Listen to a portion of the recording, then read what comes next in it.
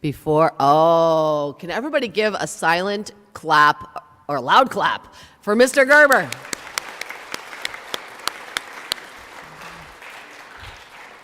He's up there in the sound booth, and he's been frantically trying to make the microphone work, and now it does. So you no longer have to shout, and we continue with our reading.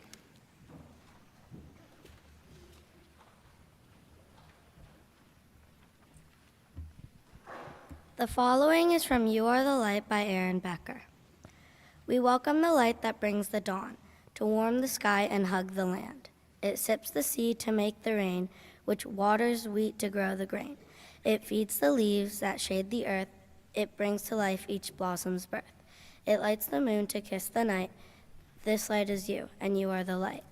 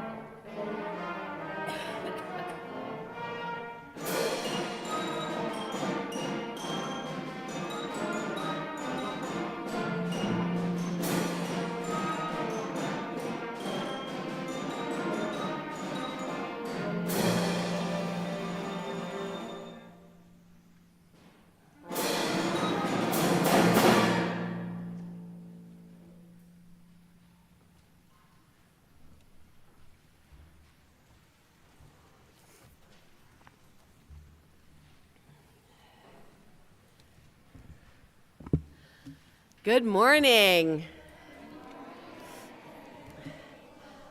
And welcome to Via Lucis.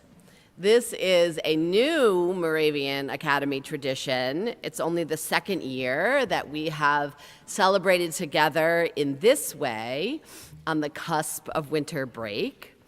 Via Lucis means the way of light. And in this season, when the nights are long and the days are short, We bring balance to our world by sharing light with one another. The name Via Lucis comes from John Amos Comenius, who is one of the first Moravian thinkers. He lived in the 1600s.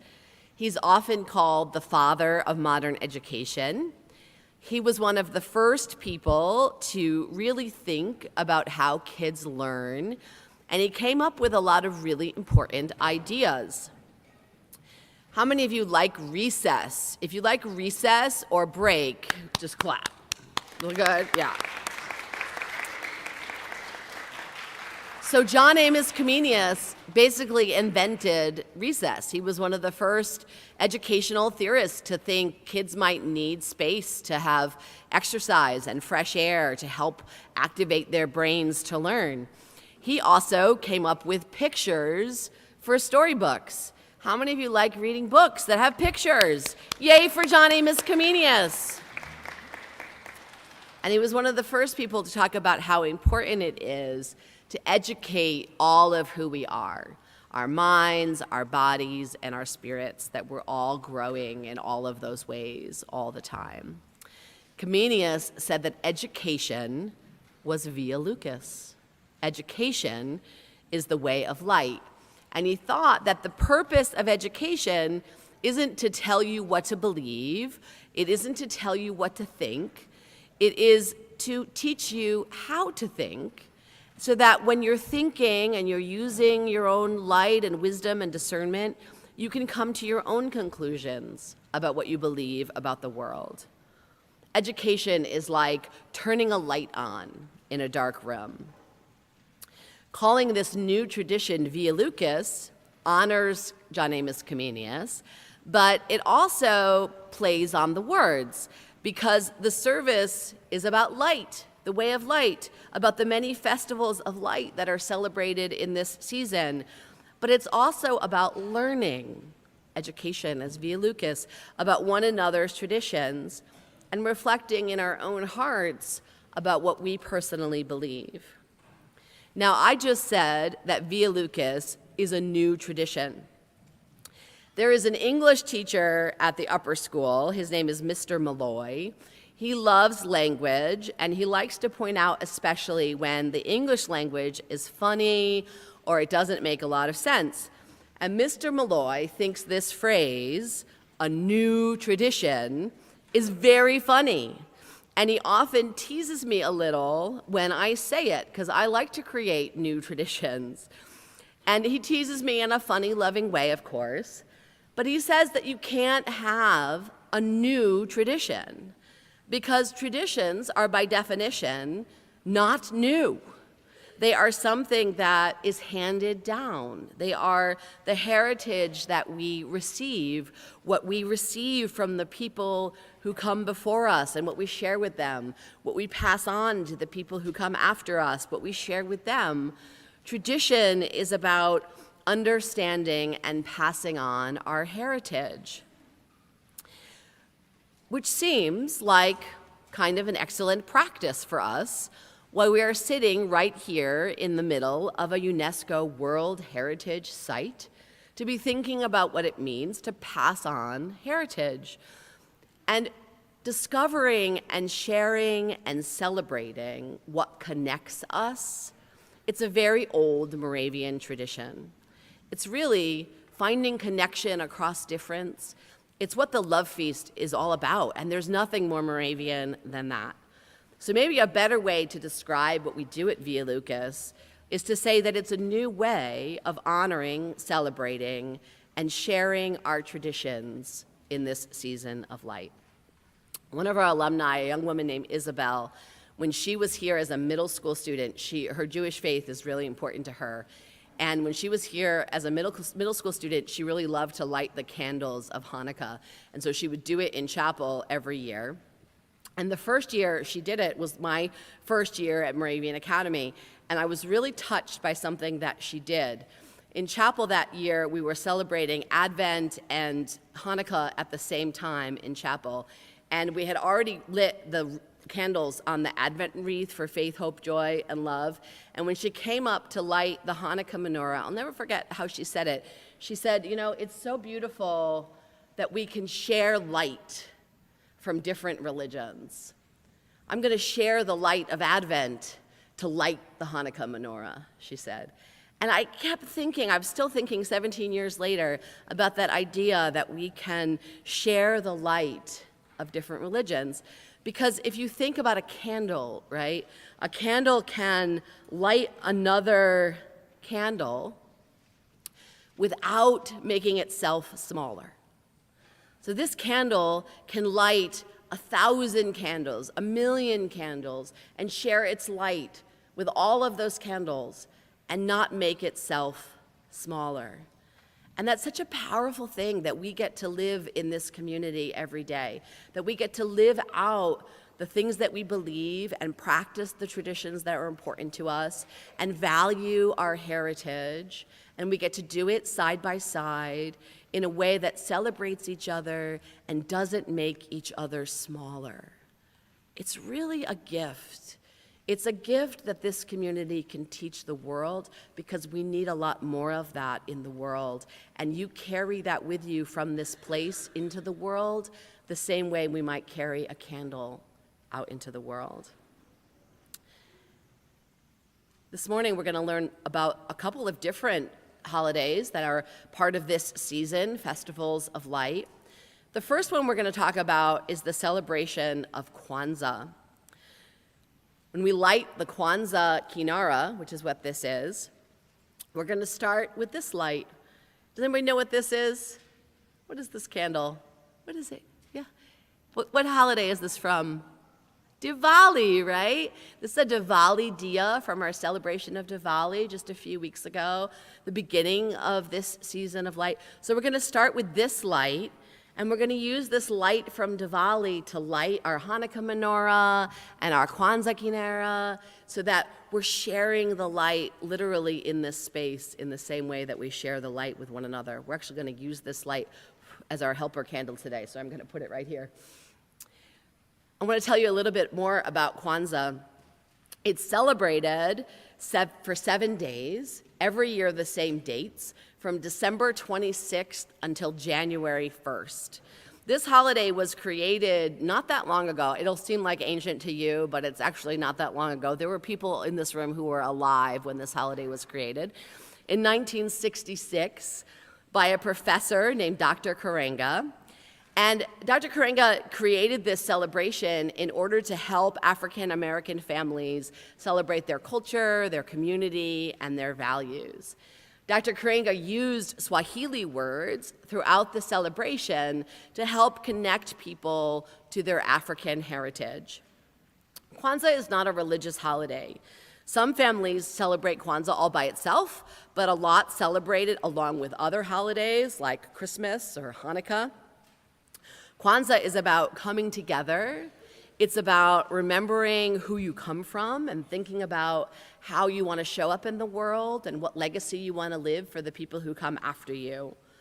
To celebrate, families might tell stories about their ancestors, about Black leaders in human history. They might sing songs, they might play the drums, they might make art, they might share a special meal or foods that are important to their family. It's really common to give small gifts for Kwanzaa, especially handmade things or gifts that encourage learning, like books or educational games. And many families use a candle holder like this. It's called a kinara, which is a Swahili word, and it means holds the candles. It's a symbol of the light that we hold within us, and also a symbol of the values that we share, values that bring light to the world. So this is a kinara, but we are each kinaras. We are each holders of the light. The Kwanzaa kinara holds 7 candles.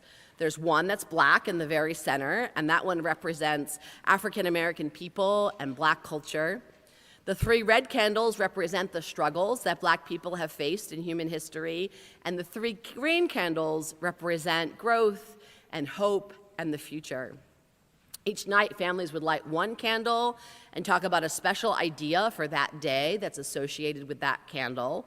These 7 ideas are called the Nguzo Saba, which means the 7 principles in Swahili. And today, members of the BSU at the middle school, the Black Student Union, are going to light the candles as if it were January 1st, the last night of Kwanzaa. And they're each going to share about one of these 7 principles of Kwanzaa. Altogether, the message of Kwanzaa is this: we belong, we remember, we help, we hope. And so please welcome the members of BSU to tell us about the 7 principles of Kwanzaa.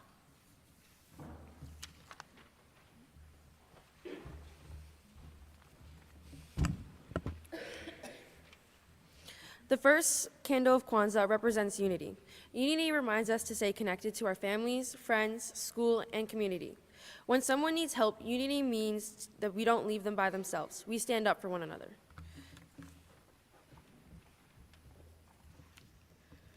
The second candle of Kwanzaa represents self-determination.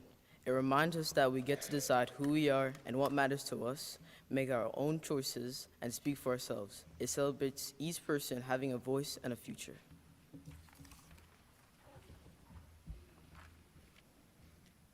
The third candle of Kwanzaa represents working together. It teaches us that we are responsible for one another.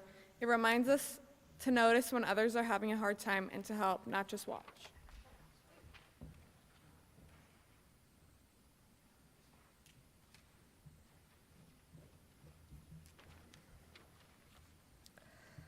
The fourth candle of Kwanzaa represents cooperative economics.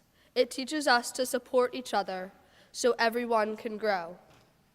When we help classmates, support local businesses, or cheer someone on, we grow stronger as a community.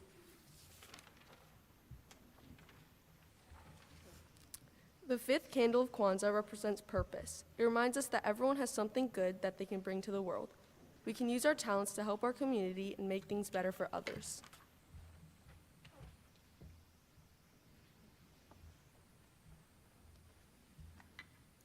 The sixth candle of Kwanzaa represents creativity. It reminds us that we can use our imagination and talents to make our community beautiful and strong. We do this through art, ideas, building, music, or helping others.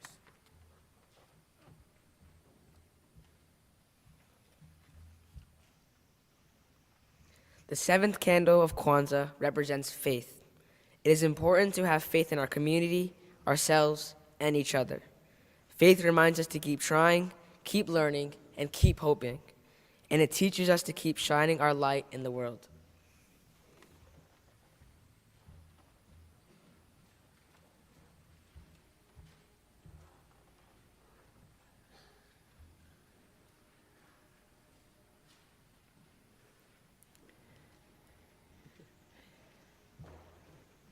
I also want to share that yesterday when I went to find our Kwanzaa kinara that I have had and used in chapel before, I couldn't find it anywhere. We did some reorganization in the upper school and it just poof disappeared into the storage closet that nobody can remember where it is. And so I went running to Mr. Peitzman, who is our woodshop teacher, and I said, "Mr. Peitzman, I need a wooden kinara for chapel tomorrow." And in about 15 minutes, he made me this beautiful new one. And it is emblematic of being in a community that shares and supports one another and uses their resources to lift one another up. And so I'll keep this and hopefully it won't get lost and we'll be able to use it again in chapel in the future. We're going to try to sing a new song today. It is not an easy song to sing, and so we're going to give it our best shot. It is a celebration of lots of holidays of light. And so Mr. Deal is going to help us with at least the chorus so we can do a good job on that part.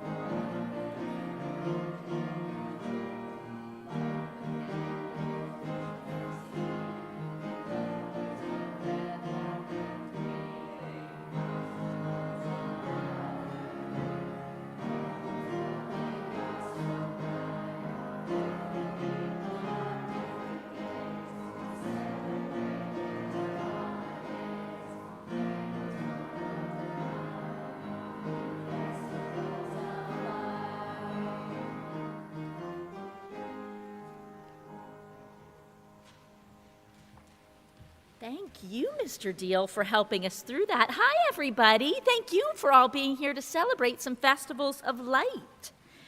Our responsive story today is adapted from a book, Hanukkah Lights Everywhere, by Michael J. Rosen. Look for your lines in your program and be ready to read your part, okay? I'm going to need your help as I tell the story. On the night before Hanukkah, we ready our house for company. My sister helps Dad make up the extra beds, and Mom peels apples for applesauce. I put a new box of candles by the menorah. It has waited all year, just like me, for the Festival of Lights. Are you ready? On the first night of Hanukkah, we light one candle. We use the tall candle in the middle. Our helper candle is called the shamash.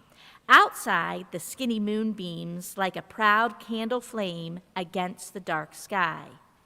On the second night of Hanukkah, we light 2 candles. Good job. While my sisters and I spin the dreidel on the floor, 2 headlights shine right through the living room window. Grandpa is here. On the third night of Hanukkah, we light 3 candles. My cousins are coming for a visit. I switch on the lamps out front so they can find the door. Suddenly, there are 3 more lights, like in our menorah.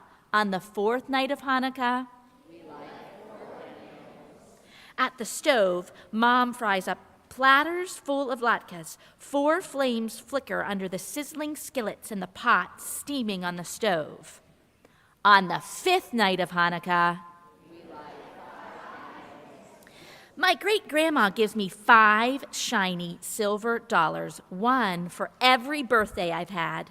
When I line them up on my hand, they stretch from tippy-top fingertip past my wrist, up my arm. They sparkle like 5 more lights, and the candles glow. On the 6th night of Hanukkah, after dinner, my family takes a walk down the snow-covered streets. Guess what? 6 other houses have menorahs gleaming in their windows. On the 7th night of Hanukkah, at my best friend's house, where he celebrates Christmas, a lamp with just 1 bulb burns in each window, 7 in all, just like our menorah tonight. Dad says that Hanukkah is also about the joy of different religions sharing the same street. On the 8th night of Hanukkah, we light 8 candles. I find all 7 stars in the Big Dipper, plus the famous North Star above us, as if God, too, is lighting his own menorah in the sky. And on the 9th night, which isn't even Hanukkah anymore, and the night after that, and even today, I still see things that remind me of our menorah. And I think about Hanukkah and about being Jewish in such a wide world with so many other lights.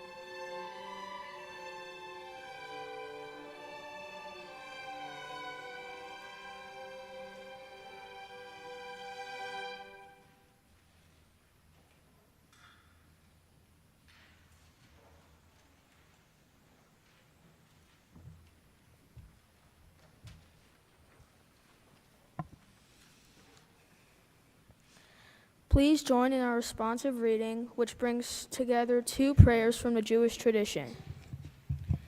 One is from the Jewish prayer book Siddur B'Kol, and the other is from Talmud Shabbat 21b. On the 25th day of the 9th month, the 8 days of Hanukkah begin, as the rabbis taught. Enemy soldiers entered the holy temple and ruined all the sacred oil. The Maccabee family rose up and defeated the soldiers. When at last they returned to the temple, they searched and searched, but found only one bottle of oil to survive the war. The oil it contained was only enough to light the sacred lamp for one day. But they lit the lamp anyway, and somehow it burned for 8 days, long enough to purify more sacred oil. The following year, these 8 days were appointed a festival with the reading of psalms and prayers of thanksgiving. But what is the miracle of Hanukkah? The real miracle of Hanukkah is not that the oil lasted for 8 days.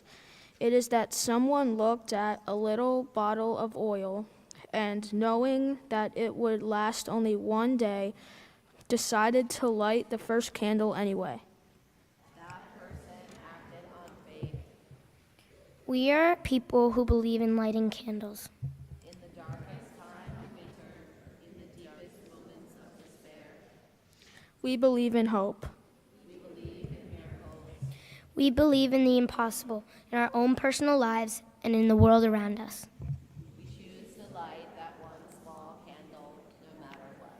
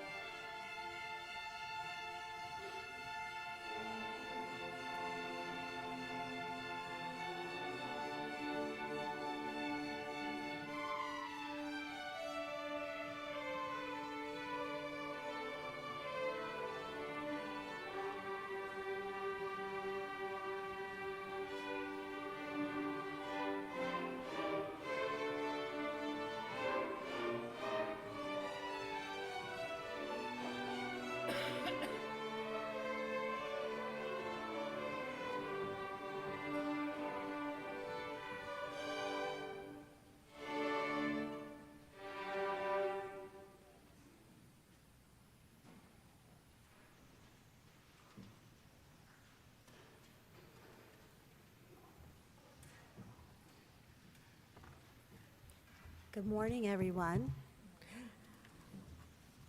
So you've heard a lot about Hanukkah. I'm going to tell you just a little bit more about it. This year, the 8 days of Hanukkah are celebrated from this past Sunday evening, December 14th, through this coming Monday, December 22nd. And we light one candle on the menorah for each night of Hanukkah. So last night was the fourth night. So we're going to show you what the menorah would look like last night. Last night was the fourth night of Hanukkah, so today we will light 4 candles. We light the candles from right to left, as looking at you. So we're going to light them that way, which feels weird and strange, but it's the way you read Hebrew in that direction as well. So we're kind of used to going from left to right, so we're going to go the other way. So if anyone else celebrates Hanukkah and would like to come up and help light the candles, I would love you to join me. Come on up. Celebrate Hanukkah. Come up.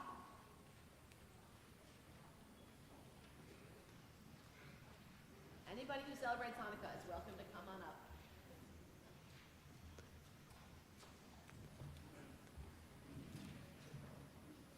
This is awesome. So in English, this is what we are going to be singing together. The blessing for lighting the Hanukkah menorah reads, "Blessed are you, eternal God, ruler of the universe, who makes us holy with your commandments and commands us to kindle the lights of Hanukkah. Blessed are you, eternal God, ruler of the universe, who performed miracles for our ancestors in those days at this time." So we are going to sing together as this lovely group lights the menorah for us. And we are going to start with the middle candle, and we already heard that word.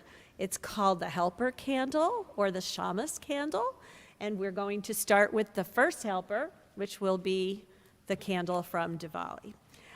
So we will sing together in Hebrew. The words are printed in your bulletin, and the transliteration, which is what they look like in English, is phonetic. And you can just read what look like a whole bunch of, or you can sing what look like several syllables.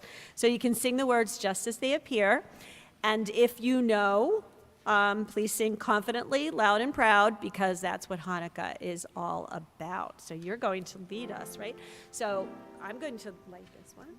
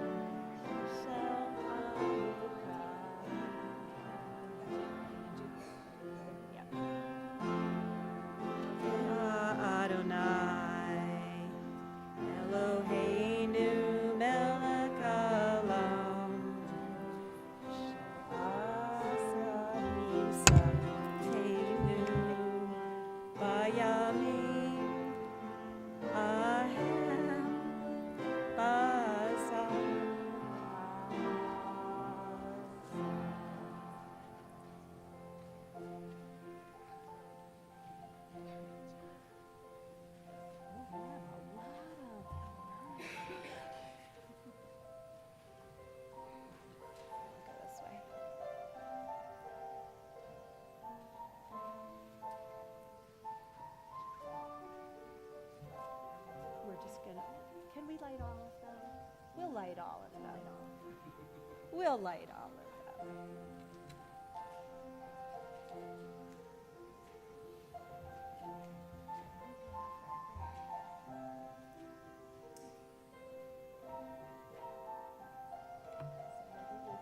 Who still needs to go?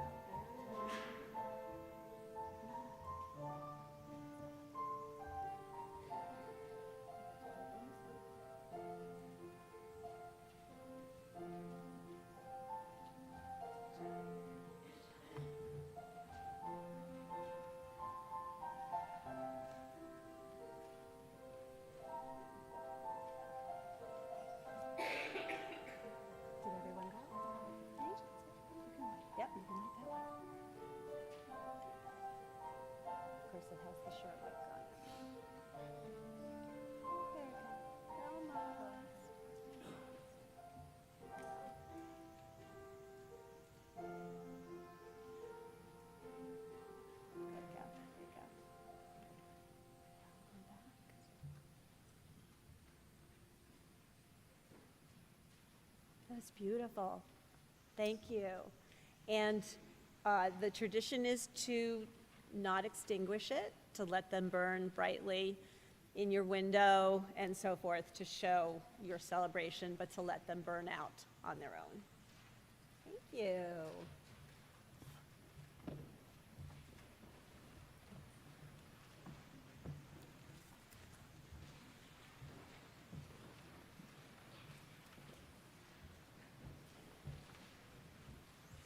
Good morning. Our birthday prayers are always special, but today, Miss Usino, in a moment, is going to tell us why today might actually be an extra special birthday prayer. And the following students celebrate birthdays between December 18th and January 6th. Please rise when we call your name and remain standing. In the lower school, happy birthday to Mitchell Blank and Ella Carlisle in first grade. Hunter Brenner, Victoria Turcott, and Sebastian Perez Boroques in second grade. Olivia Whittington in third grade. Hetfi Patel and Mimi Starks Richardson in fourth grade. And in fifth grade, Alexander Lewis, Apollo Lewis, Nico Bush Robles, Vivek Paladugu, and Beckett Lawden. In the middle school, happy birthday to Ruby Callis in 6th grade, and Rhea Jaffer, Elena Yarrington, and Sophia Gaffney in 8th grade. On our faculty and staff, happy birthday to Miss Rios. Let us pray. Watch over your children, Lord, as their days increase. Bless and guide them wherever they may be, keeping them unspotted from the world. Strengthen them when they stand, comfort them when discouraged or sorrowful. Raise them up when they fall. In their hearts, may your peace, which passes all understanding, rest upon them and guide them all the days of their lives. Amen. Please be seated. We do have one more very special birthday to celebrate today. Please welcome Miss Usino to tell us more.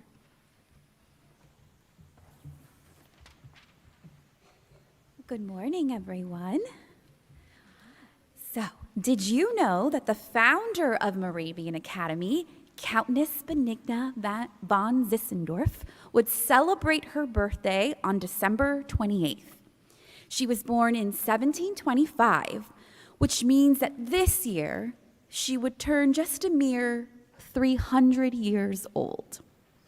Countess Benigna was a pioneer in education, believing that all children deserve the opportunity to learn and grow.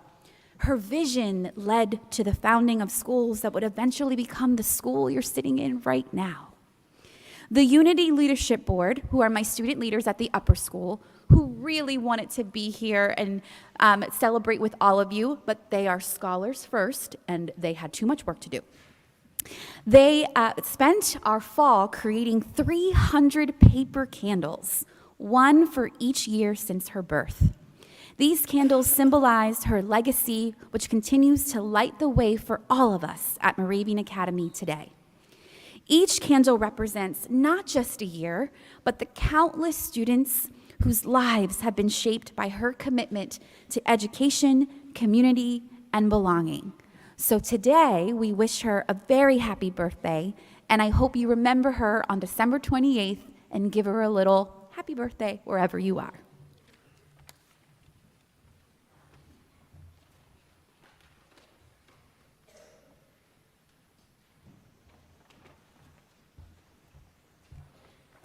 Now, we wanted to give Countess Benigna a birthday present because it's her birthday. But I thought, what would she do with a birthday present? And then I thought, what would Countess Benigna want for her birthday? And I thought that what she'd probably want for her birthday was for us to do something good in the world. And so instead of making Countess Benigna a birthday cake, we are going to have an opportunity to help other people make cakes for their birthdays who might not have the ability to celebrate.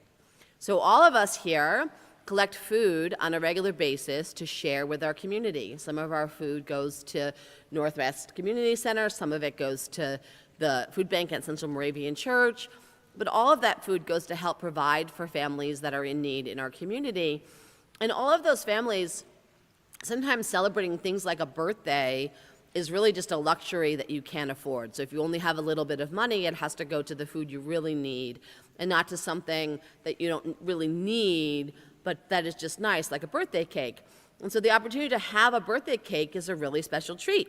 So Mrs. Matlock had this wonderful idea about a way we can give birthday boxes to the food banks in our community to help people celebrate their birthdays in honor of Countess Benigna's 300th birthday. So can you tell us a little bit more about this box? What's in it? Sure. So, I know we collect food each month for different grade levels. And so I thought that we would send out a request for very specific things for a birthday box. And in this birthday box will contain a cake mix, a container of icing, and some other things like plates, some birthday napkins, and maybe some balloons, or maybe a birthday, decorations of, yes, things like that. And you can't forget, did I mention candles? I think I said, okay.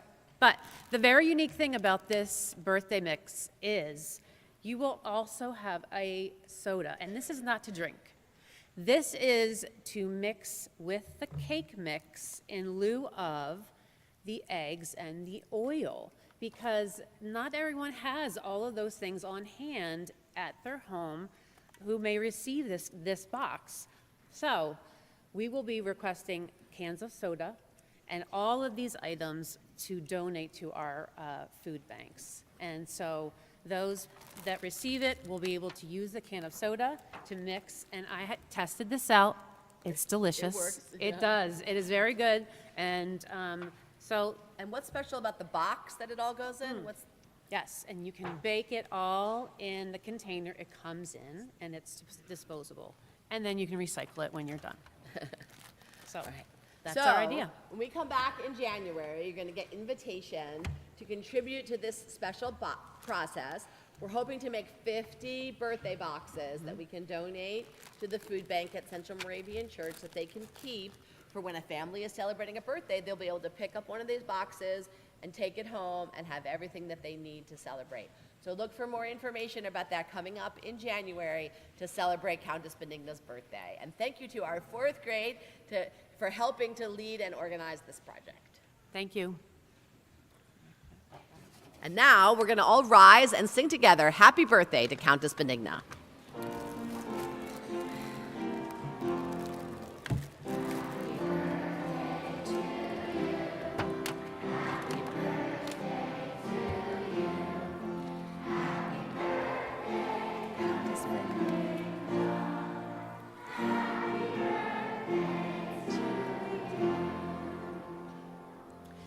Our benediction comes from Christian tradition in the Gospel of Matthew, chapter 5. Before I read it, I want to wish a very Merry Christmas, a very Happy Hanukkah, a very Happy Kwanzaa, and a very Happy New Year to everyone as we go our separate ways. We have one more festive thing tomorrow with the Christmas sing-along, and then I hope you all have a wonderful winter break. From the Gospel of Matthew, chapter 5. You are the light of the world. No one lights a lamp and then puts it under a basket. Instead, a lamp is placed up on a stand where it gives light to everyone in the house. In the same way, you are called to be a light bearer. Let your light shine before others. Amen.